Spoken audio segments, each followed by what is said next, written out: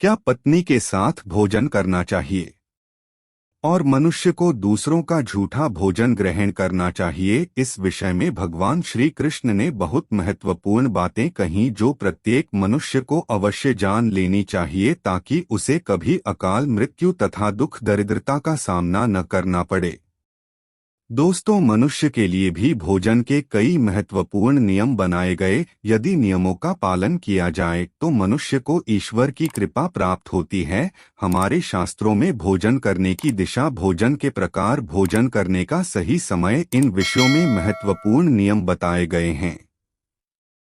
दोस्तों, जो मनुष्य भगवान श्री कृष्ण द्वारा बताए गए इन नियमों का पालन करता है उसका शरीर सदैव शुद्ध, स्वच्छ और विकारों से दूर रहता है।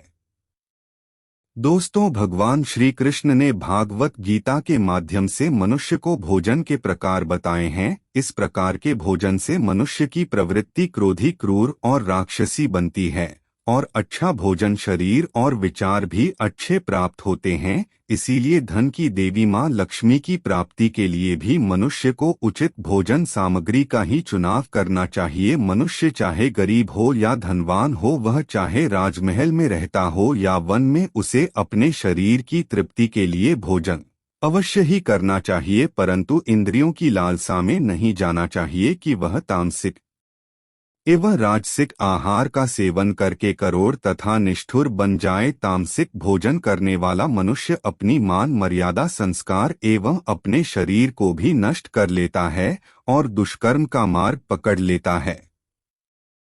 किंतु जो मनुष्य ईश्वर का नाम लेकर सात्विक भोजन का आहार लेता है, दोस्तों, वास्तुशास्त्र में बताया गया है कि मनुष्य को किस दिशा में बैठकर भोजन करना चाहिए और भोजन करते समय उसका मुख्य कौन सी दिशा में होना चाहिए। भोजन शुरू करने से पहले मनुष्य को कौन सा मंत्र बोलना चाहिए और भोजन हो जाने के पश्चात उसे क्या करना चाहिए, ऐसी कई महत्वपूर्ण बातें बताई गई है। आज के इस वीडियो में हम आपको इन्हीं विषयों पर जानकारी देने वाले हैं। अगर भोजन करते समय परिवार के सभी घर के लोग सही दिशा का ध्यान रखते हैं तो घर से कलेश, दुख, दरिद्रता भी नष्ट हो जाती है और दूसरों की कृपा से घर में सुख समृद्धि आती है। इसके साथ ही घर के सभी सदस्यों का स्वास्थ्य भी ठीक रहता है। इसीलिए हमें वास्तुशास्त्र में बताई गई इन महत्वपूर्ण बातों पर ध्यान अवश्य देना चाहिए। दोस्तों, विष्णु पुराण के अनुसार भोजन शुरू करने से पहले थोड़ा सा अन्य भूमि पर रखना चाहिए ताकि देवता पशु पक्षी में ही जाता है जो स्नान किए बिना ही भोजन करता है, भोजन मल भाषण के समान हो जाता है। मनुष्य को कभी भी दुराचारी व्यक्ति द्वारा दिया गया अथवा दूसरों द्वारा अपमानित करके दिया गया भोजन कभी भी ग्रहण नहीं करना चाहिए। मनुष्य को चाहिए कि परोसे हुए भोजन का अग्रभाग अग्नि को देखकर ही भोजन करना चाहिए।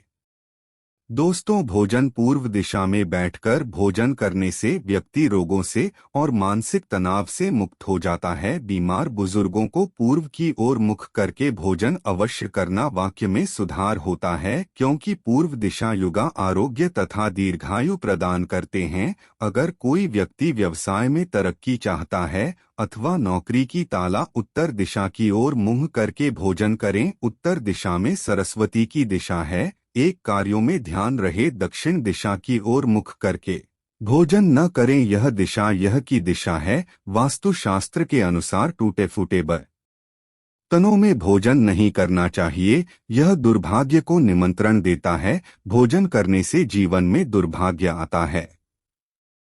भोजन के बाद थाली में हाथ धोना अनुचित माना गया है। थाली में हाथ धोने से अन्य का अपमान होता है। भोजन के बाद थाली में हाथ धोने वाले लोग नीचे यानी में जन्म लेते हैं। सबसे महत्वपूर्ण बात ध्यान रहे कि व्यक्ति को बिस्तर पर बैठकर कभी भी भोजन नहीं करना चाहिए। ऐसा करने से व्यक्ति कई प्रकार के रोगों से ग्रसित हो सकता है। भोजन केवल जमीन पर आसन बेचकर उसे पर बैठकर ही करना चाहिए। भोजन करते समय दिशाओं का ध्यान रखना बहुत ही आवश्यक होता है। यदि गलत दिशा में बैठकर अथवा गलत दिशा में मुख करके भोजन करने से व्यक्ति को उसके अनिष्टकारक परिणाम प्राप्त होते हैं।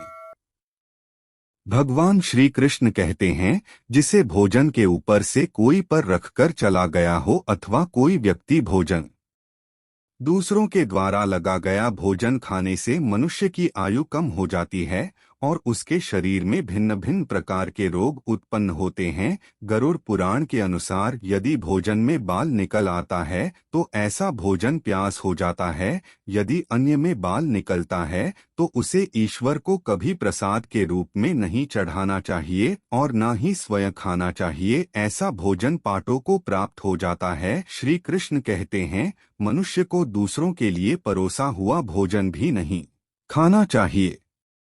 जो मनुष्य दूसरों का भोजन छीन के खाता है अथवा किसी को बिना दिए ही स्वयं उसे अन्य का उपभोग करता है, उसे देवी अन्नपूर्णा रुष्ट हो जाती है। भोजन सभी में बांट कर खाना चाहिए। दूसरों के हिस्से का भोजन करने से मनुष्य के पुण्य कर्म नष्ट हो जाते हैं। पवित्र आसन पर बैठकर अपने पैरों को भूमि पर रखकर पूर्व की ओर सूर्य अभिमुख होकर अन्न ग्रहण करना ही सर्वोत्तम माना गया है और वह भी मुख होकर भोजन करने से यश की प्राप्ति होती है और उत्तर की ओर मुख करके भोजन करने से सत्य की प्राप्ति होती है। दोनों हाथ दोनों पर तथा मुख को पानी से धोकर ही भोजन करना चाहिए। भोजन के पात्र को भूमि पर रखकर अन्न ग्रहण करना ही सर्वश्रेष्ठ माना गया है। शास्त्रों में इस प्रकार के भोजन को उपवास के समान बताया गया है। मनुष्य को होकर भोजन करना चाहिए। क्रोध की अवस्था में भोजन करने से भोजन का दूसरों के लिए परोसा गया भोजन भी कभी नहीं करना चाहिए। सोते हुए खड़े होकर टूटे फूटे पात्र में भूमि पर रखकर वह ग्रहण करने से दरिद्रता आती है। भोजन करते समय वेदों का उच्चारण नहीं करना चाहिए। शास्त्रों के अनुसार स्त्री को पति के भोजन के बाद ही भोजन कर लेना चाहिए। यदि पति घर से दूर हो तो पति को ध्यान करके भोजन ग्रहण करना चाहिए। इससे पति की आयु लंबी होती है और स्त्री सदा सुहागन रहती है।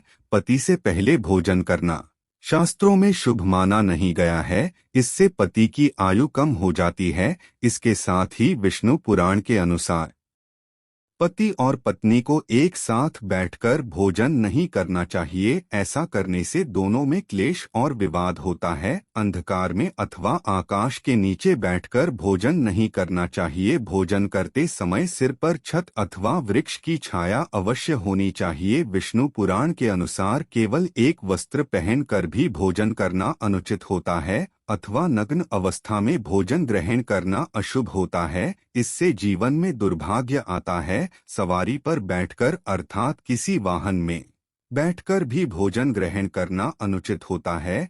साथ ही शैया पर बैठकर भोजन करने से व्यक्ति की आयु कम हो जाती है। उम्मीद है आपको यह जानकारी अच्छी लगी होगी। वीडियो को लाइक करें और साथ ही चैनल को सब्सक्राइब करना ना भूलें। धन्यवाद।